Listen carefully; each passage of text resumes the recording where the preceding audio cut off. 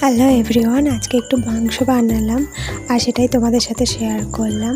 আর এদিকে দেখো, মাংসর জন্য আমি আদা রসুন আলু পেঁয়াজ এক্সট্রা সব কিছু ছাড়িয়ে নিয়েছি।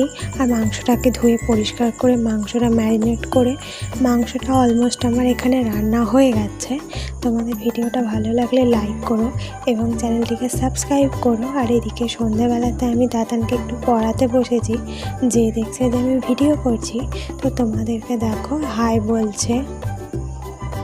তো ভিডিওটা ভালো লাগলে লাইক শেয়ার এবং সাবস্ক্রাইব করো চ্যানেলটিকে, এবং পাশে থাকা বেল আইকনটি বাজিয়ে দিয়ে এরকম নিত্য নতুন ভিডিও পাওয়ার জন্য এবং আমাদের ভিডিও দেখার জন্য। তো আজকের মতো tata, bye bye, good night.